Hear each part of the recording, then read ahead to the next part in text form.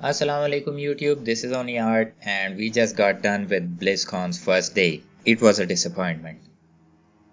Now, me included, I'm pretty sure there were millions of people who were just there for Diablo, and what we ended up getting was nothing to be excited about. We got our first look at Diablo Immortal, the new upcoming game set in the Diablo universe, and to all of our horrors, it is a mobile game. Now, I'm not one to brag or say that I told you so, but I am gonna go and say I told you also that we were gonna get a mobile game. If you all watched my previous video, I predicted that we were gonna get a mobile game, and the two main reasons that I gave for that was, number one, Diablo was the only Blizzard game not making a constant stream of revenue for them, and the second reason was that there is a long time between Diablo 4, if it ever comes out, and right now. So Blizzard just didn't want to risk giving nothing to its player base, but what they ended up doing, I don't think had any good impact on them whatsoever. If you look at the likes and dislike ratio on their trailer, it's really scary right now. Going on websites like Reddit and on social media and other stuff on YouTube where people are making video after video about it, the reception for Diablo Immortal is really bad. Pretty sure its immortality isn't gonna last very long, if you know what I'm saying. So Blizzard ended up showing a really cool cinematic, even though it didn't have that grand feeling that Diablo or Blizzard cinematics usually have. But it was really cool, the graphics were really nice, it was fun to see the Barbarian and the Sorceress in that whole SD form, and some of the generic demons that come out here and there in Diablo. I have to say they were all Diablo 3 flavored, so there's that. And then Blizzard showed a small gameplay trailer, and overall the game didn't look too bad, but it didn't look too good either. Now Blizzard had a section on their area that was dedicated where people can go and test that game, and there are a couple of pictures floating around on Reddit and other places that show that there isn't a freaking line over there. Like, people were so disinterested, and it really showed during the presentation, because I actually felt sorry for Virat Singh at some point, because when that guy came up on the stage, he was all like, "We all love Diablo!" And we were all like, "Yeah!" And then he said, "We're coming out with a Diablo mobile game," and we were like,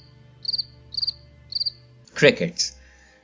And by the end of that whole presentation, I think that guy was on the verge of tears. And that QA section, oh my god.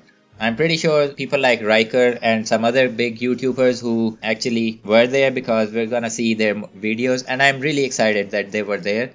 And we actually might get some really in-depth info on what the game is like. But on first glance, nobody was too excited. Now, what about the game itself? The game is set in the Diablo universe, obviously, and its story follows the events directly after Diablo 2 Lord of Destruction, when Tyrael destroyed that WORLDSTON.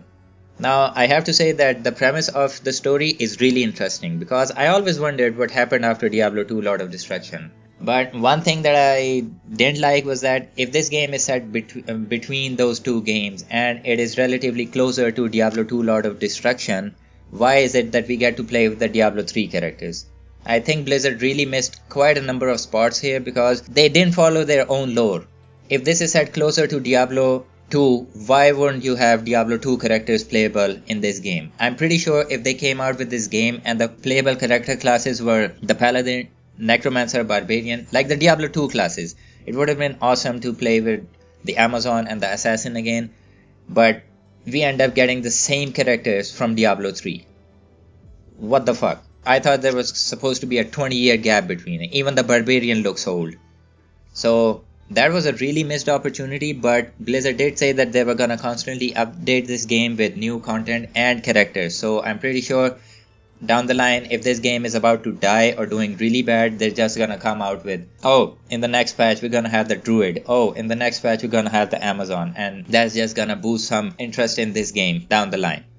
Now, would I have preferred a complete Diablo 2 remaster like they showed for Warcraft 3? Of course, who wouldn't have? Now, what about the game itself? The game is, like I said, set in the Diablo universe, and there's gonna be like open world areas where you can kill monsters, grind for loot, all that stuff, and there are gonna be instances, dungeons, where you can go and clear out pre-planned, pre-made dungeons and monsters, which you can, I think, either solo play or go with a team of 4 guys in there and clear out dungeons or take down monsters that you can't do on solo because they're too powerful. I have to say that no mention of a solo play or a story campaign has been mentioned right now, though they did say that there were gonna be a lot of more stories that we can get to explore in this game. Now, the thing that everybody is asking and everybody is confused about is, overall, I have to say this is a really good idea. Like, it's sort of a world of Diablo, akin to World of Warcraft, because you actually get to play with other characters online and do quests with them and all that stuff. The question is, if you were gonna put all that effort in, why did you go with a mobile game? At the end of the day, a mobile is a device for texting and calling. There is a limited amount of battery in it that you can't actually dedicate to gaming unless you are at home or plugged into a charger. And if you're gonna be plugged into a charger, why don't release it for PC, the original platform that made Diablo what it is, if you're going to be plugged in anyway? Now, what they show of the gameplay, it doesn't look too bad. Actually, it looks really interesting at some points, but the whole shenanigans that going on in the screens, the effects, the constant presence of multiple characters and their spells going off and then enemies and everything, this game is gonna drain your battery instantly. Like, I don't know how much juice you're gonna get out of how much mileage you're gonna get out of your mobile phone if you play this game. Now, the one thing that really had me sad was that they actually ended up making this in collaboration with NetEase, who makes this sort of games already. It kind of like felt really sad that Blizzard was actually giving this franchise out to other companies to make this game. Like, it does feel like that they have abandoned Diablo. Now, one thing that really had people angry, and me included, was that Brandy Camel had said there were multiple projects of Diablo in the works, and we only ended up getting Diablo Immortal. Maybe we'll get something in the next days of Blizzard, but I don't think so. Whatever happened to that Netflix series, the least they could have done was show something Diablo 4 related. So in the end, I just want to ask you all, is the hate justified? Actually, there is one more thing that I want to mention about NetEase. There is a Twitch streamer by the name of ThatMods. Yeah, ThatMods. He actually ended up making a comparison, which you can see right here. Oh, gameplay trailer, haha. Oh, this one has more likes. Oh my god. Are you shitting me? Look, that interface is exactly the same! Look at it!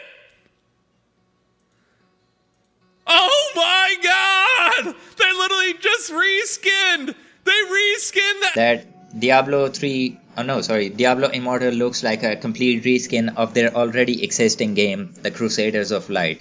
Now, that may be a stretch, but they do look quite similar. Now, I hope that is not the case with this game, because it is Diablo, it is Blizzard, and it just feels really bad if they make that low of an effort. But overall, I have to say that I'm reserving my judgment. I will be playing this game, and I will be playing this game on my channel, so be on the lookout for that. I actually ended up pre-registering for this game. Don't judge me on that, because I want to cover this. Diablo is one of my favorite series of all times, and I'm really sad of where it has gone with Diablo 3, but there is always hope. That's it for today, people. Tell me what you all think. I'm pretty sure most of you didn't like this game reveal. Even I'm disappointed in it.